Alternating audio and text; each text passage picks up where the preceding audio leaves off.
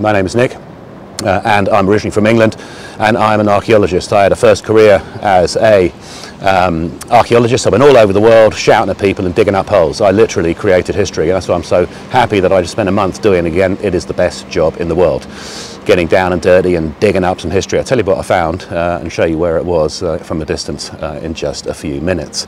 But I moved to Berlin. It's kind of complicated. I was working for University of Berkeley. If you got any Berkeley alumni out there, I was working for University of Berkeley in Bolivia. I had a friend here. I came and I stayed, and that was like half my lifetime ago. But I reckon Berlin's the most important and interesting city in Europe. In fact, at the top of the tour, I say that Berlin is the most important and interesting city in Europe.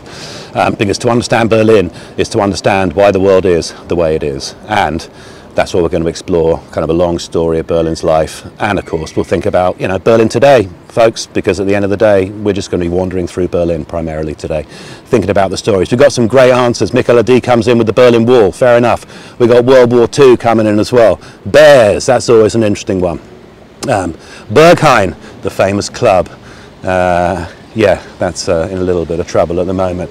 Turbulent history and currywurst from Nikki Olroyd. That is a great answer, because if you look behind me, you can see the famous Reichstag. I'm going to head down there in just a sec, because I thought we'd start here for two reasons.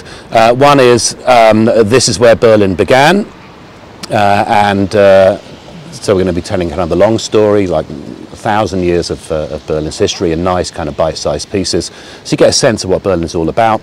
But we're also going to be dealing with some more kind of events, the major events that took place in Berlin. And the anniversary, if you're interested in Berlin, anniversary of the end of World War II is not just now, it is for Berlin, it was today. So in 1945, at 12:30 on the 2nd of May 1945, a ceasefire was called in Berlin. The place was ruined, everything was smoking, the Red Army had invaded the town, and World War II would come to an end. Officially, 6 days later, the unconditional surrender would be signed. But I wanted to start here because that view behind me is of the Reichstag, the Parliament building, is what the Red Army were heading to raise the red flag in 1945. Let me just change the camera around here. On this bridge, this is the Moltkebrücke, and right there, here, on the 28th of April 1945 was a rifle corps. They were the 79th Rifle Corps of the Russian or Red Army 3rd Shock Army. They were under the control of a man, an officer called Persecuted, and he was inside that building checking out the battle, organising with a kind of observational posts. There's a customs building. He was organising the attack on the Reichstag. When the Russians got here, some of these folks have been fighting for thousands of miles, all the way from maybe Stalingrad on the Russian, on the Volga River. They saw that, the heart of the Nazi capital. And the story is they actually thought it was too small, and they asked locals, they're like, where is the Reichstag? And everyone said, it's there. And they said, well, that's too small, there's got to be another one. Like, where is the other one? But this is the view. It took them 48 hours to cross here at the cost of maybe 6,000 casualties. So I thought we'd start on this bridge and walk that walk, given that it was happening these days in 1945. Matthias Holzacker, he says David Bowie. That's what Berlin reminds him of, which is kind of cool. In fact, just over here, I can show you something that appeared in the U2 album, Achtung Baby. I just want to show you this. This is the Moltkebrücke. When the Red Army crossed it, German soldiers tried to blow it up, but they kind of goofed because only that side of one of the 3 arches collapsed. The Russian tanks took them a day to get over here. But I just wanted to show you this sign, just at the beginning, this plaque. Now this is about the bridge, but if you just cut out everything on the right, you get 3 words that to me sum up Berlin. Erbaut, it says at the top. That means built. Zerstört, 1945. Destroyed in 1945. Erneuert, rebuilt. Built, destroyed in 1945, rebuilt. If there's something in Berlin that sums up the whole life of this town, for me it's those 3 words. So, that is the River Spree. Now I know where some folks are. I come from London, we've got the Thames, other folks have got big rivers. That's not exactly the Mississippi, but we like it. And the archaeological excavation that I was doing relates to that. Because you think if I've seen where some of you are from, keep those things coming in and send it to other people that you might know, share with them and get them involved in other places. There are always reasons why a town is where it is. In the old world, if you like, it's usually, I'd say, like Tehran. You've got mountain passes, agricultural land, big rivers, it's near the sea, natural resources. For the new world, it's going to be things like railway lines, rivers too, like things like airports, trade routes. None of those things fit this town. But we just crossed the River Spree, and without it, this town never would have made it. So let's just go down and have a quick think about it. I was thinking of where to start this story, and Berlin's kind of young. Now, as an archaeologist, I've got a different understanding about what young means, but Berlin's about, shall we say, until recently we thought it was about 750 years old. But if we look over here, there's the main station. All over there during the years of the wall, as I mentioned before, to some, that's Communist East Berlin. I'm in the west, but people might know this. This is the TV tower. That is the heart of Communist East Berlin, and that's where I was excavating, just below it.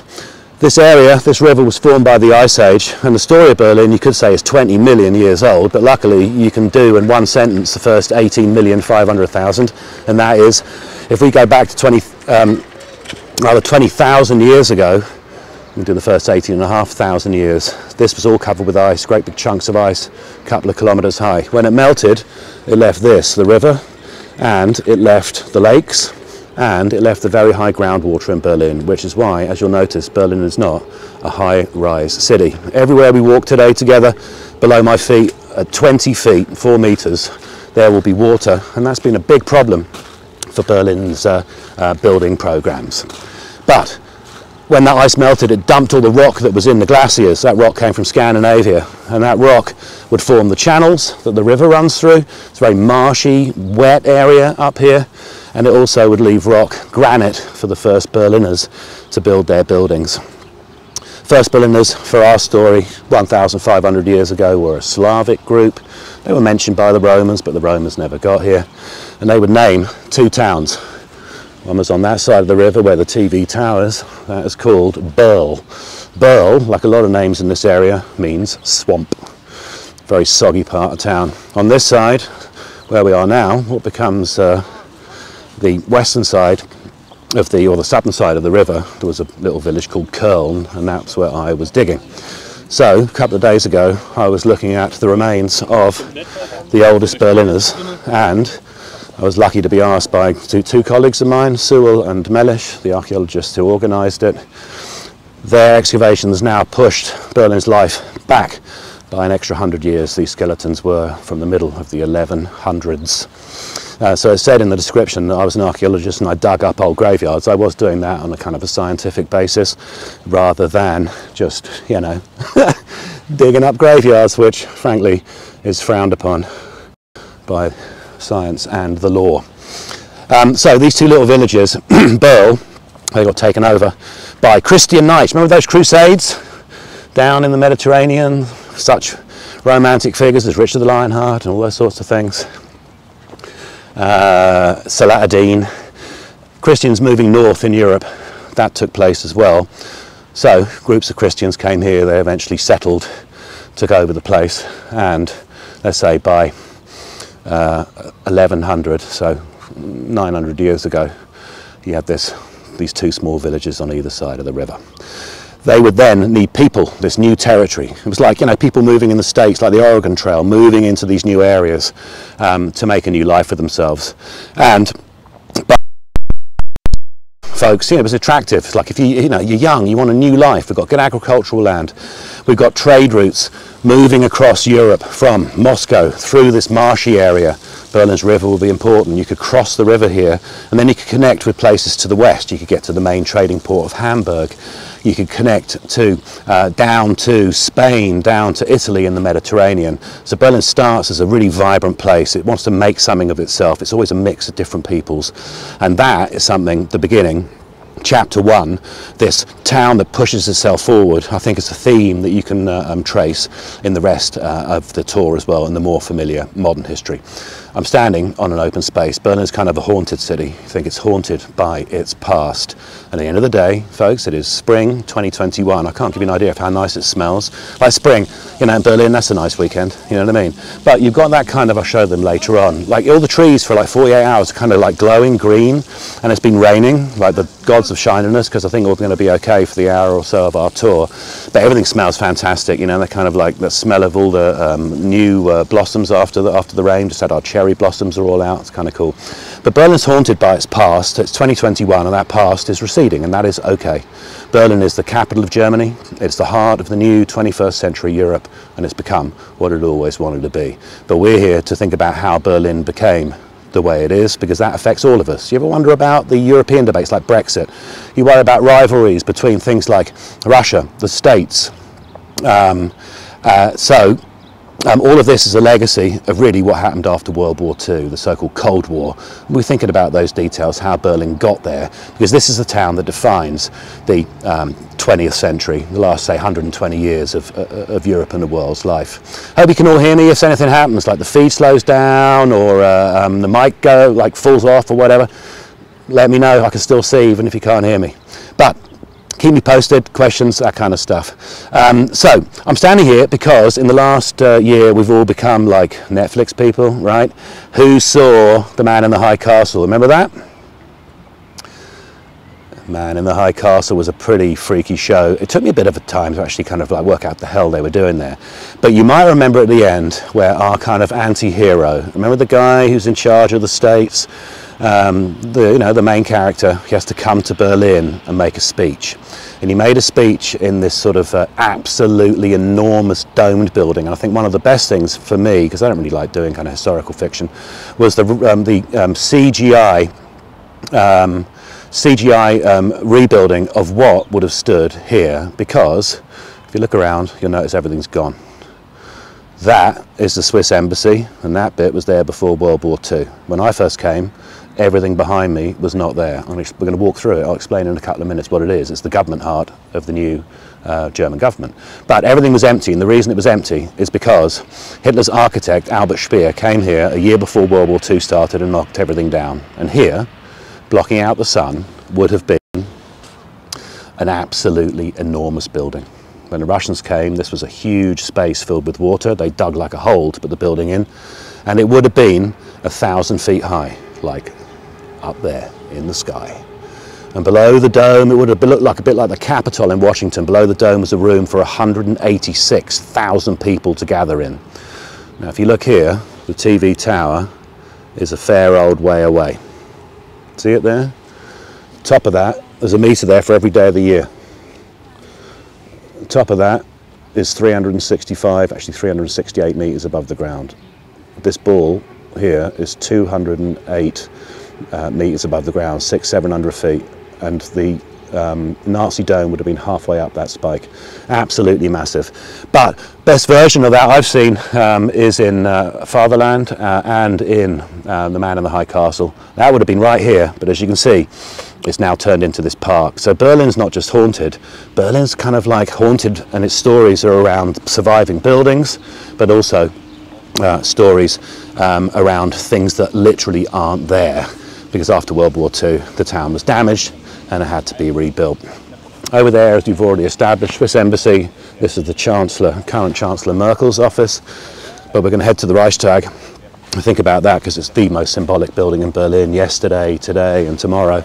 This is the extension, so this is essentially the extension for the parliamentarians, of which there are over 700 I think now, representing the major parties. The Parliament building itself is just for the parliamentary meetings. Let's go back to our story. This funny little vibrant trading town becomes quite successful. It's kind of strange when you think about it, because there isn't really that much that you think Berlin would have to trade. But we know from the records in the great port city of Hamburg that Berlin was fourth in terms of material that it would trade, and it was famous for certain things. One was rye. Now with rye you can make bread, or you can make the liquid version, beer. So Berlin beer was imported by Hamburg and exported through its trading network, and the other thing was wood. So oak, probably, and as a result of that trade, very few of the old oak trees left in Berlin. But by 1300, it's kind of amazing, connected to this global trade route. People when you think about it, Berlin's in the middle of nowhere, right? It's in the top right-hand corner of Germany. Behind me, that's west. If we went that way, east, 60 miles to my left, we'd be in Poland.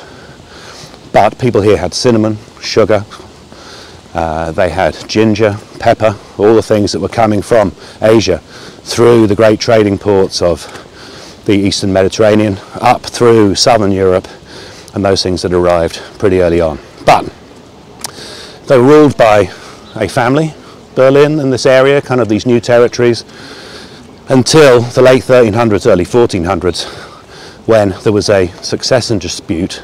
A member of the Ascanian family died, and there was a fight between like robber barons. You know, here we are, way out in the eastern badlands of Christian Europe, but a new family came.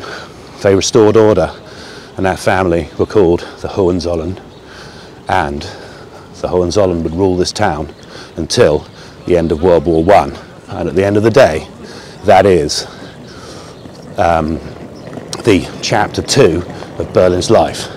And chapter 2 we're going to be thinking about first here, because we've now come on to an area that they've sadly blocked off, because May the 1st is riot day in Berlin. So last night, even this morning, down in the districts of Kreuzberg, a little bit of Neukölln, kind of funky parts of town, there's traditional car burning and cop fighting going on. Nothing what it used to be like back in the old days. 20 hospital or 20 injured police, that's about a tenth of what it used to be like. But it still goes on. A bit of rioting and car burning on the day of the workers. And so the Berlin kind of bolshiness is still there. Chapter 2 starts here at the famous Reichstag building. This is all blocked off because of demonstrations that took place here as well, and they're just concerned, perhaps as a result of January the 6th, sadly. Now, one of the things that folks notice, this is the German Parliament building, it's the famous Reichstag. It was built in 1894, and I am a dude with a thing in my hand. This is the German Parliament building. Okay, it might be a Sunday and it might be Corona, but like, look at the security. Isn't that interesting?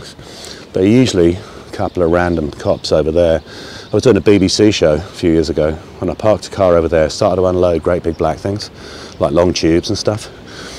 And the police came over and he said, "What are you doing?" I said, "I'm filming with the BBC." And he said, "Oh, have you got a press pass?" And I said, "No, I haven't got a press pass."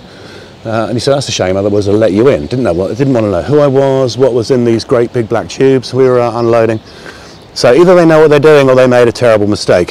1894, a couple of decades later, 1916, that was added. Now, if I tell you that the V there is pronounced like an F in English, so a F, anyone want to hazard a guess about what that says? Above the Parliament building, Jeanette Wilkinson lived in Kreuzberg. Oh, it was at the Bethanian Hospital. Wow, that's funky. That's cred if you lived in the Bethanian Hospital squat in Kreuzberg. Nicky Olroy's been up in the dome. As we get further away, you'll be able to see it. Press pass, thing of the past. Yeah, not in this town, but it's kind of old school. Anyone want to hazard a guess? Dem Deutschen with a V, but it's pronounced as an F. Volker. Dem Deutschen, Volker. Go on, be brave. It's very similar to the English word. Dennis wants to know why it's all blocked off. You know, it's been like this, not just Corona and riots for May the 1st. It's been like this for a while. It means to the German people. Built in 1894, symbolises the end of chapter 2. Shannon got it right, the German people. Nicky Olroy got it right as well, for the German people, getting that genitive. That is cool. Anyone on Twitch? You can chat with me on Twitch as well. Haven't seen any of those, just Facebook. So send in some Twitches. Yeah, 1894. This building was built for the United German or United Germany. So let's have a little think about that. If Germany was formed in 1871, the reasons of which and the monument of which I'll show you and tell you in just a sec. Anyone know what Berlin was the capital of if it wasn't the capital of Germany before? Here, the area where the Russians crossed, this is where they'd arrived on April the 30th, 1945. That was the day Hitler would kill himself and abandon the German people, leaving perhaps 57 million people dead all over Europe. We'll go to that place to finish shortly. But this here, there used to be a column here that now stands in the park with the golden goddess of victory. Nikki Olroyd is in the house. She says Prussia, question mark. Don't be shy, that is exactly right. Prussia. Now Prussia was northern Germany, most of what's today Poland, little enclaves in Baltic states. And the royal family that took Berlin over at the beginning of the 1400s was called the Hohenzollern. Now the Hohenzollern would impose their will, realised that they were in this kind of like eastern territory. Their family originally came from southern Germany, and they realised there was a chance they could make something out of this new little town.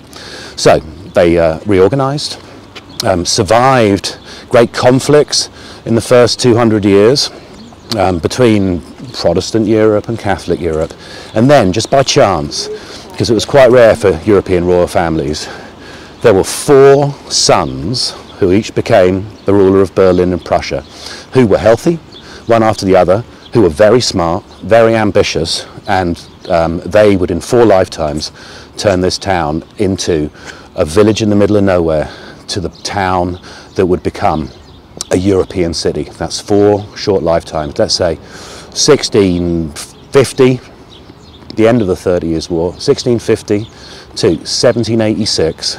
The last and most famous of the Prussian kings was called Frederick the Great. And those 4 kings I'll tell you about in a sec, they turned Berlin from backwater to European power. And that would leave Berlin on the brink of taking charge of the German-speaking independent kingdoms, of which there were about 32 in the 1800s, and managing to kind of merge those together to create modern Germany. The thing that made modern Germany, after over a century of discussion amongst the Berlin is a state today. Germany is a federal republic, United States of Germany. There are 16 states. The southern ones were Catholic, the northern ones Protestant, so there was a great rivalry and suspicion of each other. Austria was a German-speaking power that was kind of mixing it up from the 1800 onwards as a movement to join Germany together would develop. Other countries were working against that because they didn't want to see a united Germany within Europe in the 1800s. But there was one of the consummate politicians of the last 500 years of European history, the man in charge of Berlin and Prussia, on behalf of the royal family, and his name was, of course, Prince Otto von Bismarck. And Bismarck would play this very cagey game, playing sides off against each other, making sure that countries couldn't sort of gang up and surround Germany, Tsarist Russia, Poland, France to the west, Austria to the south, playing this very cagey game. But eventually through war he managed to create one Germany. And those wars were against Denmark, Austria and France in the 1860s and early 1870s, and that would leave Prussia as the dominant European military and political force in Central Europe. The result was the building of this building, the Reichstag, in eventually 1894. But Germany, of course, still had an emperor, the last of this Hohenzollern family who'd come here in the 1400s, and his name was Kaiser Wilhelm II.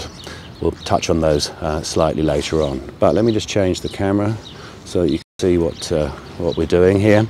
You'll notice that the column that I said is here is no longer here. That was moved during the 1938 clearance the Nazis made to rebuild this whole area with Germania, destined Berlin after World War II to become the capital of the world.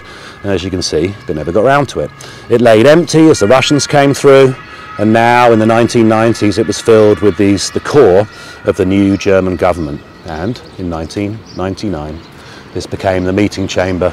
And there's the dome that Nikki Olroyd managed to go up to, and one day maybe we'll be able to go up there and play in the restaurant. And on the roof, still got Russian graffiti carved on the roof.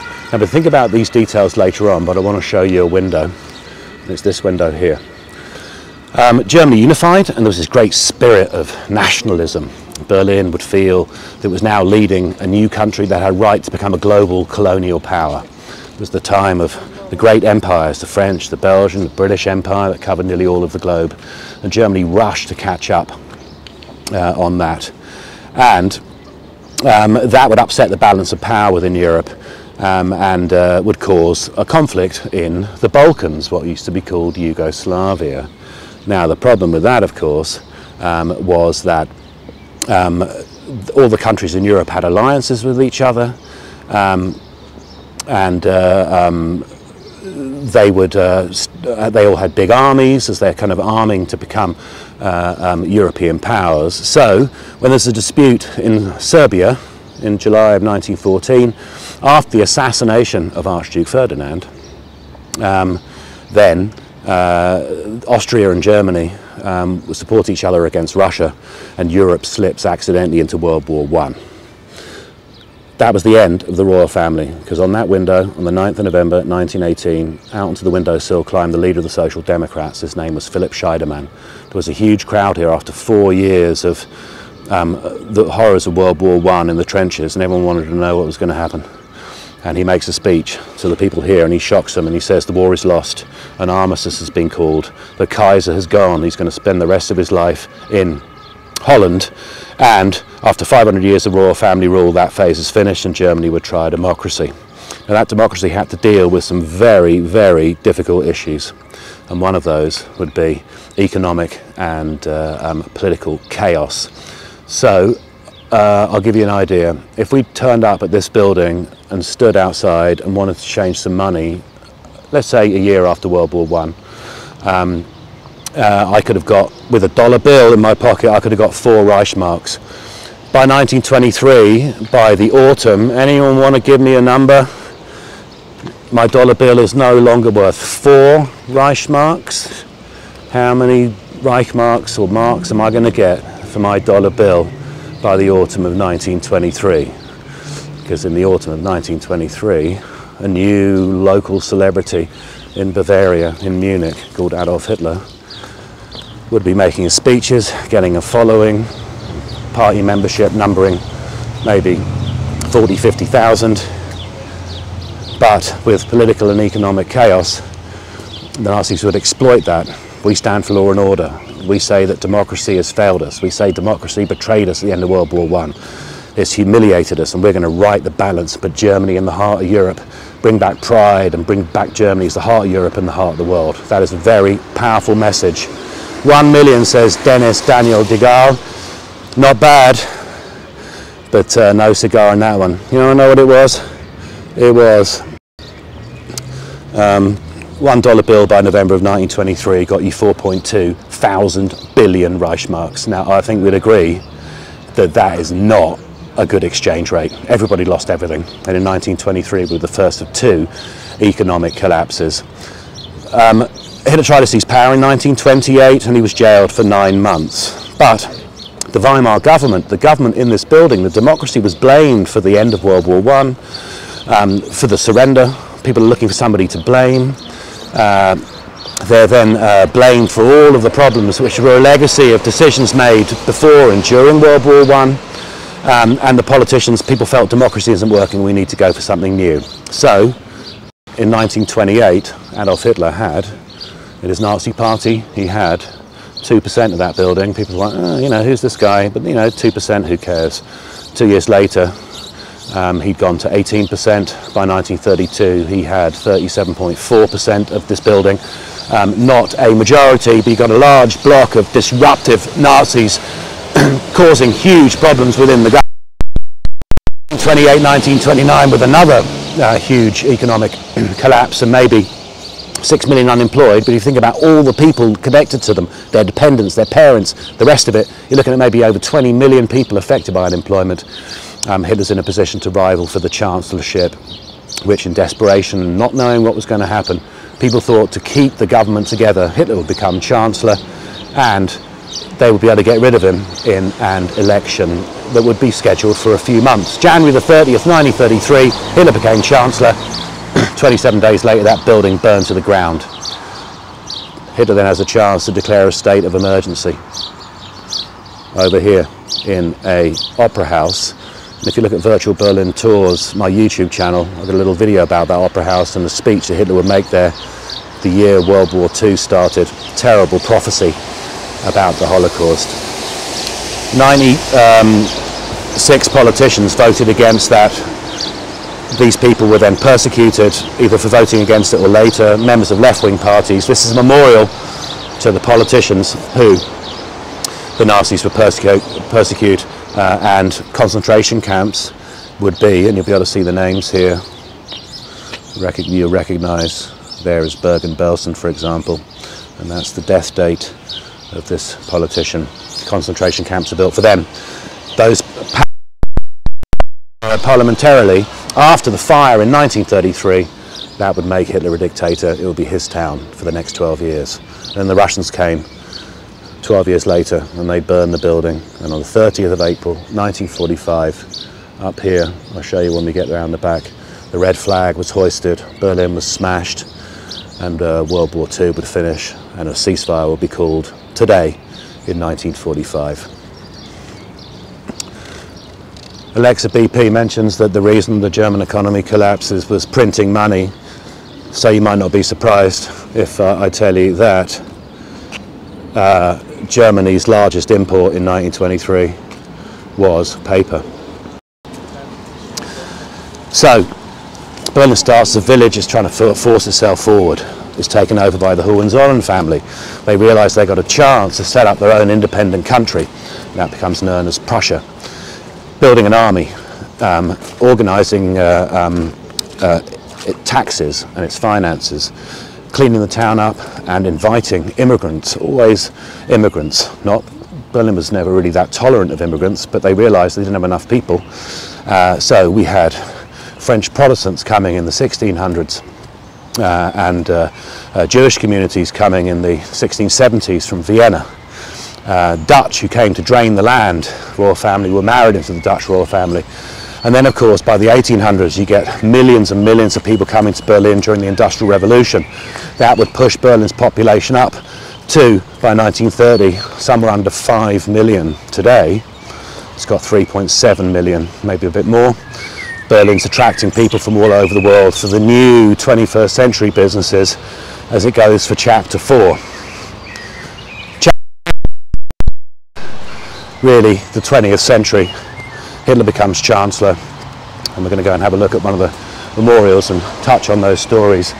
But I thought we'd just come down through here, given that we thought that the Reichstag behind us was taken by the Russians. The red flag was hoisted by a couple of Red Army soldiers, but they were naughty afterwards, partying in Berlin at the end of World War II, and was struck off the list and had a lesser award given to them for hooliganism. That was the crime. It was a desperate time in Berlin. Nicky Allwood remembers the details of the fire. Who burned the Reichstag in 1933 is something that historians are still disputing. And I think really, in the big scheme of things, the answer is it doesn't really matter. The most important thing is what happened afterwards, Hitler exploiting the fire for his own political purposes. But there was a huge trial, and one of the main defendants was a Dutch guy called Marinus van der Lubbe. Now he might well have started a fire round the back. He was 24, he was next member of the Communist Party. That was perfect for the Nazis, who could say the communists are burning the building as a signal for a revolution. That was the idea. He might well have started a fire, curtains in the hallway at the back of the building. Several other fires had started on the same day, but what he couldn't have done was started what the fire brigade concluded to be 6 other elements had been used. You know, the fire brigade were quite modern. The whole wooden meeting chamber was burned, but it was a show. And that was good, and the case was so weak they actually stopped kind of publicising the trial. The thing is, Hitler gets emergency powers for a month, and that makes this his town. Now, this was the first thing built after World War II. So the Reichstag is all gutted and burned. You can see it there. 2,200 Russians are then buried here, and here you can see one of 3 Soviet memorials, flanked by the best pound-for-pound armour vehicle made, certainly during World War II, I'd say perhaps ever. That is the Floyd Mayweather of armoured vehicles. That is the T-34 Soviet tank. You've got a couple of howitzers here, and there you've got the memorial, the good old T-34, Alexa BP, a hardware fan. So this commemorates, and in 6 days, this is where delegations will come to lay the wreaths and the flowers. And this was built using masonry from Hitler's headquarters building, which is why you've got filled in bullet holes on it, because this stood during the war. They dismantled Hitler's headquarters building and use it to build this. It's interesting because this is positioned for in West Berlin for a couple of interesting ideas. Remember the great big domed building the Nazis were going to build? That was going to be here in the distance. Here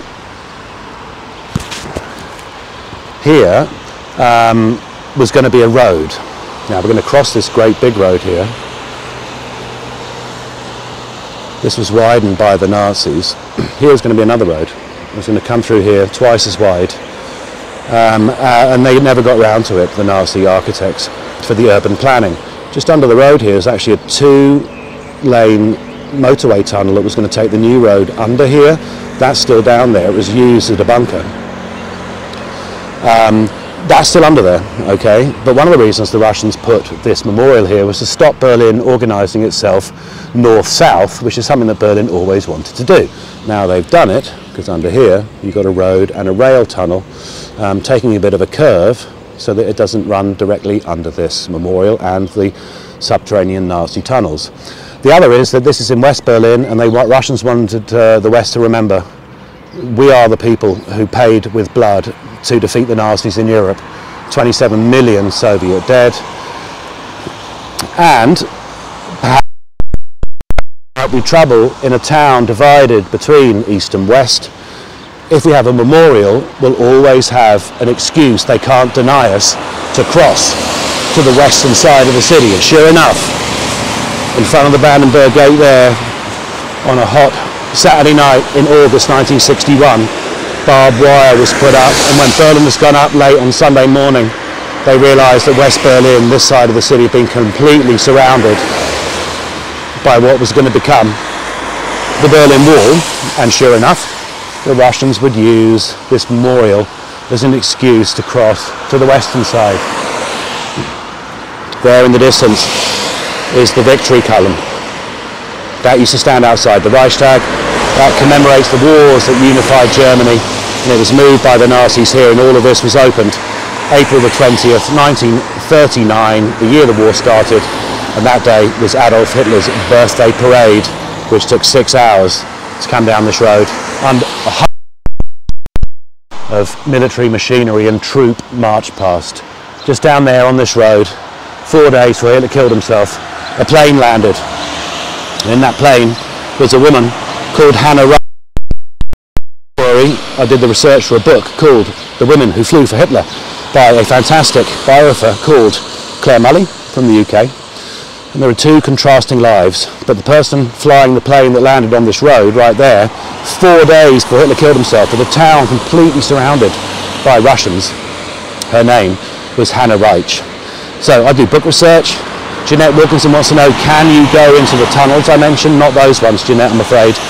But even though it's, you know, there are certain things, we're all having a tough time in tourism, and I do work underground in bunkers sometimes as well, but bunkers, if there's anywhere you can't visit during Corona, it's a bunker with no windows. So help us out. You've seen the link. PayPal me at Virtual Berlin Tours if you feel my knowledge and tour is worth something. But you can go online, search for Berlin Underworld, and when it all opens again, you can explore air raid shelters and tunnels. Super exciting. The woman who was flying the plane, her name was Hanna Reitsch. Now, she wasn't supposed to be flying the plane. That was a guy called Ritter von Greim. Ritter von Greim had flown to Berlin to talk to Hitler because he was about to take over the Luftwaffe, or he'd taken over the Luftwaffe. Hanna Reitsch is amazing. She was a glider pilot little woman, but she had some serious firsts. She was the first person to fly a helicopter. She was the first woman to be given the Iron Cross, first and second class. She got the pilot's badge with brilliantines, so with diamonds. She was the first woman to fly a jet. Really a get up and go gal. So Ritter von Greim, he says to her in Bavaria, let's go up, see Hitler. She's like, I'm in. He said, I'll tell you what, let's go to an airbase where the helicopter that you flew inside a sports arena in Berlin is. Let's go and get that, and you can drop it in on Hitler's bunker. When they got there, it had been burned. So they got a Feisler Stork reconnaissance aircraft. As they were coming over the town, he got badly wounded in the legs, passed out the joystick. She's in the luggage compartment. She then leant over his shoulders and landed the plane right there. Flags down a truck, they go to Hitler's bunker. They're there for 48 hours, and they flew out on the 28th. She survived, he killed himself. She died in 1979. So, Hanna Reitsch, the last flight in and out of the burning city, using this road as the runway. Now we're about to cross for the first time into East Berlin. We're going to cross where the wall used to be. So let me just change the old camera and I'll show you what's going down here. Now, Berlin's a very political town, so if there's any demonstration, the backdrop you want on CNN, right, is going to be the Brandenburg Gate. For other reasons you'll see as well. So there's been sort of like kind of COVIDiots, as we call them here, demonstrating against jabs. It's kind of strange. So I stood here the other day and all the people here complaining about the vaccines, every one of those people had been vaccinated as a kid. So it makes you wonder what's wrong with the new one. Over there, that's all about Vladimir Putin and his regime. Not particularly complimentary. And here's the famous Brandenburg Gate, and we can recap our story. And here, in the road, see this line of rocks? I'm standing in the west, and I'm about to step into communist East Berlin, because that line of rocks is where the wall used to be. We'll follow it, I'll show it to you in again when I don't have to get run down by one of those Mercedes, because as we know, you get built-in right of way with a Mercedes. We're now strictly in the east, but we're in the death strip. Here's the Brandenburg Gate from 1796. And that line I showed you where the wall used to be is a district boundary. That's how Berlin was divided at the end of the war. A district boundary. So 8 districts of Berlin's 20. Everything you see in front of you got given to the Russians. Everything we see behind us, the garden suburbs, got given to the west. French are over there. Brits in the middle. And the Americans got the nice villa areas down in the south. So there's one wall here. This is the death strip, the killing ground, the no man's land. And over here where the trees are was the other wall, and the Brandenburg Gate was marooned in the death strip. US embassy's just around the corner. And the Shannon McIver, the wall line, it does commemorate the entire 161 kilometres of wall, which went all the way around this side of the city. That's where the red flag went up at the end of the war, where the famous pictures were taken the day after, so that you'd have the Brandenburg Gate in the background. But that district boundary is where the medieval wall of old Berlin used to be. Remember those Hohenzollern family and those 4 kings? This was their front door, and this bit was always reserved for kings and queens, and emperors and empresses, and that's why we are going to stride straight through the middle, as befits our regal status. When I first came, none of this was here. So what they've done here is very symbolic. All the buildings are performing the same function they were doing before, roughly World War II. Then they all got destroyed, then they all got removed, because this was the Berlin Wall border, and now they are all back. So, the American embassy back where it used to be. This is kind of like the was and will be again town.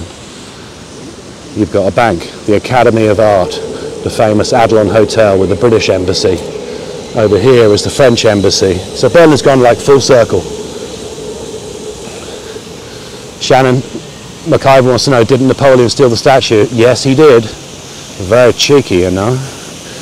But the one he stole got destroyed in the war. We'll have a look at the new one from 1957, 1958 in a minute. This is Berlin's Central Street, and the royal family members, the four of them, were these. In 1648, the 30 Years' War finished, the big battle between Protestant and Catholic Europe, and a man was at the wheel called Friedrich Wilhelm. He lived in a palace, the rebuilt version of which you can see at the end of these trees. This street will be laid down towards the end of his life. These are linden trees or lime trees. He's the man who cleans the town up, organises the taxes and invites the Dutch, the Jews and the French community and kickstarts Berlin. His son became Frederick I. He did a lot of but basically, like most elder sons, this guy was a bit of a waster. He just spent money. But he would kind of like try and sort of revamp Prussia and Berlin as kind of a beautiful looking city with its boulevard here and its beautiful buildings. Then he died, and the third of our royal family leaders was a man called King Friedrich Wilhelm II, the soldier king. He would use Berlin as a place to save money and build a huge army. And out of nowhere, in 3 short lifetimes, Berlin went from Nowheresville to a town with an army that could take on the European powers. And when he died, Frederick the Great came to power in 1740, and he would use the army that drilled up and down this road and on the squares on either side that you can still find on other SANDEMANs live Berlin tours. Frederick the Great would use that army twice. Immediately becoming king in 1740, he annexed parts of what now Poland, and then he took on Austria, France and Russia simultaneously and left Prussia as a place that was about to, as we've heard, step forward and take charge of Germany and become Berlin a global player. Mickey Oldwood remembers that this is where SANDEMANs free tours begin, so when the world gets back to normal, come down to our meeting point, and others remember the most important event that ever took place in Berlin. Up there, 2004, Michael Jackson shook his baby out the window of the presidential suite at the Avalon Hotel, and now we will never know why. Let's have a look at the gate, because what you're looking at is the original. It's seen it all, the Reichstag in this. There's the Quadriga. It's got the Iron Cross of Prussia and the eagle of the Hohenzollern family. At the beginning of the tour, some people said Berlin reminded them of bears. There's still controversy about why the Berlin state flag has a bear on it. Most history books will say it was these dukes. Remember the ones who came during the Crusades, Albrecht the Bear? But the first example of the flag post-dates them, so it's a bit tricky where the bear comes from. You've got the 4 horses and the goddess of victory, and this is a copy of the entrance gateway from the Acropolis in Athens. Frederick the Great left Prussia and Berlin as a European and soon-to-be global city. And then 10 years later, Napoleon came. He took that back to Paris. Then, after the Battle of Waterloo, the Quadriga was brought back. And, remember I said that was only for kings and queens? All the way until World War I, that was for royalty. After World War I, they opened it to traffic, and in fact, the guy who owned the Adelon Hotel got hit by a truck. Wasn't used to the traffic in the middle. But there was one other man who was allowed to go through there, and his name was Fool. He was the Prussian officer who got the Quadriga in bits on a cart back from Paris, and as a result, he was given this great accolade. Let's go back and move forward, because World War I, World War II both begin and end in Berlin at the Brandenburg Gate, and afterwards we got the division. And the division was done using district boundaries. And there is the line. Again, look, it divides Berlin West on that side, Berlin East on this side. What would you rather do? 1950s, the dust settles, and the rubble starts to be removed. In the 50s, you get on the train, go to West Berlin. Mid-50s, the Berlin Film Festival was taking place. You've got some Hollywood stars on the red carpet. The people at the have got miniature transistor radios. All the dudes are dressed as Marlon Brando. And you come back to the eastern side, it's kind of like a dark field of rubble full of Russians, and you're under a communist system. Which side of the town do you want to live on? It's kind of a no-brainer, right? You want to live under communism. Certainly by 1953, people in East Germany realised they were perhaps on the wrong side. In 1953, East Germany collectivised all the land, took away private property, increased the work quota so they could keep up with the West. And in the West, of course, they'd been given the Marshall Plan money, billions of dollars for the rebuilding of Europe. And of course, people started to move to the only place they could get away from communist East Germany. And what would that be? A little island of freedom in the middle of communist East Germany called West Berlin. At the end of the wall's life, it was just there where Reagan made his speech. Mr. Gorbachev, you're a man of peace. Open the gate, tear down this wall. Nobody thought it would only take 2 years. But it did, and now that wall is gone, and the space in between has been filled. So over 3 million people left East Germany. All the young folks, the smart, the clever, the ambitious, the qualified, they left. And by 1957, 1958, it was getting very difficult to cross East Germany. Are checking everyone out. They're building little bits of barbed wire here, little bits of wall there. And then in 1961, within about 72 hours, 161 kilometers of wire was rolled out along this line on a map, and that side of the city for the next 28 years will be surrounded. Now there were four, depending on where you came from and what kind of passport you had, there were 14 ways to cross the wall. There was rail, air, foot, foreigners, military, diplomatic crossings. But of course, if you're in East Germany, you've got to risk your life to try and cross, because in between was the death strip. Now the walls were removed in 1993. They were kind of recycled. You've got recycled Berlin Wall under this road. And at the end of it, Berlin would build the corporate district of Potsdamer Platz, Berlin's new 21st century face, symbolically gluing together an area left by the wall, West Berlin and East Berlin. So all the main industries came here. That's the German railway, Mercedes, hotels, accountancy firms. That is the second of the two big building sites done since the fall of the wall. You've now seen them both. And it's the most travelled wall in the world. There's over 42 countries with wall. In fact, Diana Geraghty has seen it outside the library in California, the Reagan Library. So it's all over the shop. But let's just take things down a notch and get a bit solemn, because in the 90s there was a discussion here about what to fill this bit of the former Berlin Wall with. And now that Germany was one country and Berlin was the capital again, for the future you need to deal with the past by a program of what in German would be translated as management of the past. In the 50s there was, from the pain and shame and trauma of World War II, a kind of an attempt to amnesty, forget, sweep it under the carpet. New generations would force it into the 1960s, producing things like trials. A very brave man called Fritz Bauer, Attorney General from Frankfurt, would organise trials, the Auschwitz trials and others, in the 1970s. But the German capital needed a memorial, adding to the hundreds that are already here. And what you're looking at is the memorial to the murdered Jews of Europe. Now, the Holocaust, for reasons that, if you're interested, send me, put it up in the chat and we can do a tour that just deals with this. It's a standalone crime behind the smokescreen of World War II. There are many Nazi victims groups, but the Holocaust with a capital H involves European Jews, and the groups used to be called Gypsy, so Sinti, Roma and others, in terms of how it was done, why it was done, where it was done. So 2 new memorials were built, and this one is the memorial to the murdered Jews of Europe. You've got 2,711 unmarked concrete blocks, and what we're going to do, I'm not going to say anything, I'm just going to walk through this and try and give you a sense of what it feels like, because this is an emotional memorial. There's no information, you're not being told anything. I want you to look at these now, don't overthink it. What do they remind you of? And when we come out, I can look at your messages.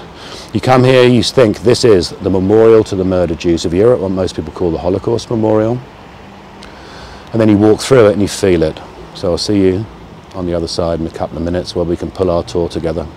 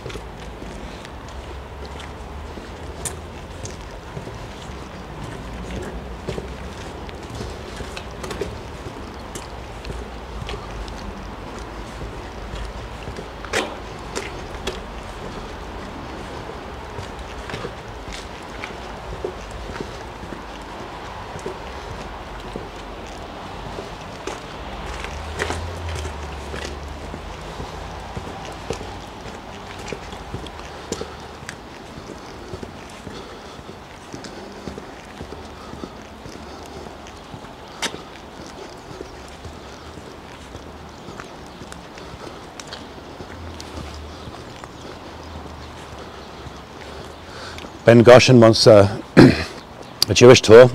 No problem, let's set that up. It's a beautiful little area, the old Jewish quarter of Berlin. I'd love to show it to you. Ben also remembers there's a museum here. So down there you got the data. But Berlin's very good at modern memorials. This makes you feel. And from some comments it looks like, though it's of course very difficult for me, gives you a sense just walking through it. I can't give you an idea of how it feels every time. But you get a sense, it's coming over, it's quiet, you can probably hear my feet there. It's very disorientating. That's not just the gimbal and the feed. I was, especially, it's interesting, you feel disorientated because the blocks are much higher, but as I moved, show you left and right, the moment you're not concentrating, you start to lose your balance. You're like, woo. It's a really interesting thing. We've had some ideas of what they might. Oh, it's Bar. Apologies, Bar Goshen, not Ben. It's the Arabic in me.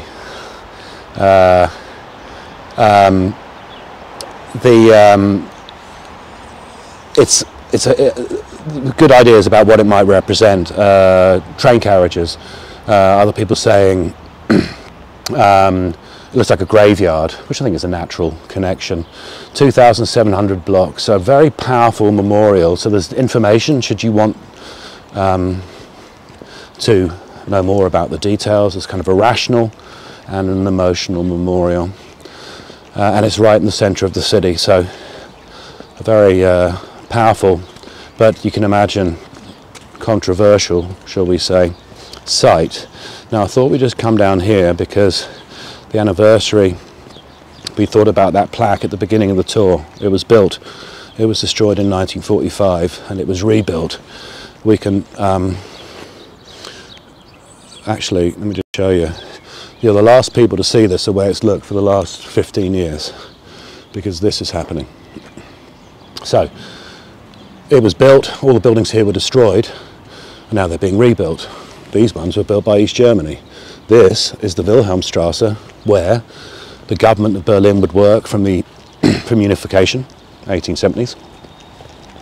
And the last person to move into the Chancellor's building down here was Hitler, and he would kill himself just down here. In what would become known after the war as Stunde Null, like 0 hour, as Berlin rebuilt. And now, this is where the Berlin Wall used to be. One wall was here, one was over there. All of the space is being rebuilt, the new skyscrapers have come in, and though they'll survive for a while because there are people living in them, these East German apartments built for the elite of East Germany, you imagine, back garden wall was the Berlin Wall here. So you had to have people you trusted not to try and escape to the west. So in here lived a man called Günter Schabowski. He's the man who opened the Berlin Wall in 1989 at the press conference. Nice old buffer, died a few years ago. And here, some of you might remember Katharina Witt. Remember that skater, East German ice skater girl? She used to live in there. But it's all going to be redeveloped, this space. But Berlin has arrived. You think about the idea of the young, thrusting medieval town, the royal family that take it up to become a European city. And then Berlin tries, it goes on a path, a kind of a grasp at world power which covers Europe and the world in blood. And then there's a pause as Berlin becomes a symbol of which way will the world go politically, what will the rest of our lives be like after World War II. And Berlin's got, you know, freedom, democracy and capitalism and communism here. And that battle would last for 40 years. And then, as we mentioned, Reagan, by 1989 the wall would fall, Berlin's rebuilt, it's unified, and it's finally got that global voice, the voice that it always wanted. But this is where World War II would finish. So on April the 28th there was a balloon here. This is where Hitler's headquarters building used to be, filling this entire space. There was a balloon that supported the radio area, got shot down. After that they were incognito. The Russians were at the end of the road and that far away on all sides. Down under here in two bunkers, one under here, finished in 1940, one under here, finished in 1940, well never really finished, but started in 1943. Hitler and his core crew would spend the last days of his life. So on April the 28th, he was told it's all going to be over in 48 hours. So he married his girlfriend, Eva Braun, into the morning of the 29th. Then they wrote their wills. On April the 30th, right here, there was an exit house. Little concrete block with a door in it from the emergency stairs, 40 metal stairs. At the end of the road to the right were garages. And in there, siphoned out of the broken vehicles by Hitler's chauffeur, a guy called Erich Kemke, he got 180 litres of kerosene. The bodies were brought upstairs. You can see this is the room, outside the room that Hitler killed himself in with Mrs. Hitler. The staircase ended here at this little building. And just to the left, where those French soldiers are standing, was a depression where the bodies were burned. Those bodies were found on the 4th of May. They were identified using Hitler's teeth and dental fixtures by his dentist and his x-rays and the dental assistant, and those things are in Russia. The rest of the body was probably, even though it's disputed, probably destroyed, and the ash was thrown into the river in Magdeburg in former East Germany in April of 1971. This one was removed, the top one, in the late 1950s, and this was removed in 1987, 1988, when East Germany began this building here, leaving what's essentially like a jagged, dirty concrete swimming pool. So the sign was put up here to neutralise the site. It's just neutral information. And this redevelopment is part of the final kind of pieces of the jigsaw of Berlin rebuilding. And soon this will be done. And Berlin will have unhitched yesterday and moves into the future. And I'll be interested to see what that future brings. But I hope you now understand. To understand Berlin gives us an idea about a foundation for the legacy of the Cold War, rivalries for global power, and that's changing now just as Berlin's history is changing, and a new story will be written by new generations shortly. But Berlin, for me, is the place to watch, not just the past to get an idea of the past and why today is the way it is, but to get a handle on the future, something that hasn't happened. And that's why I'm going to stay, and I'll be really happy if you had a look at virtual Berlin tours, or we do another SANDEMANs live. People are sending in some other tours. Kingston, New York is watching as well. Kristen Curry seemed surprised that he killed his wife. Eva Braun, I think the most important person in Eva Braun's life was Eva Braun. She came of her own volition. She said early, I'll be there at his side. It's a kind of a weird bravery. She hadn't done anything wrong, right? I mean, she wouldn't have been the most popular person, but she refuses to leave on Hitler's birthday 10 days before. So she poisoned herself, and Hitler probably shot and poisoned himself as well. But, folks, you want to support me and my colleagues, let's do some more tours. You want to support me and you enjoyed the tour, then PayPal me at Virtual Berlin Tours as well. It's been fantastic. Thank you for your comments. That's the best thing. It's not just me telling you, but it's you asking and us sharing and people's ideas. Thank you, Helmut Holzacker, Michaela D. Hitler killed his dog Blondie first. That's right. That was on April the 28th. You know, Hitler couldn't see that one. He had to leave the room for that. He went in afterwards. But I appreciate any donations you want to make. Have a look and you'll be able to find the links. And I look forward to the next time. But this is Nick in Berlin, Nick Jackson, signing off. And I told you about the weather gods. They've been kind to us, and I've run over a bit, so apologies to everyone. But I'm great that you stuck with me for an hour and 17. Thank you all for coming. You want to make a donation, you'll find the PayPal link in those comments. And I'll leave you now, without me going on and on, but I'll leave you now I'll walk out with a view of going back towards the Brandenburg Gate. So I thank you all, I wish you luck, stay safe, and I'll see you on the next SANDEMANs Live in the near future. Take care, folks.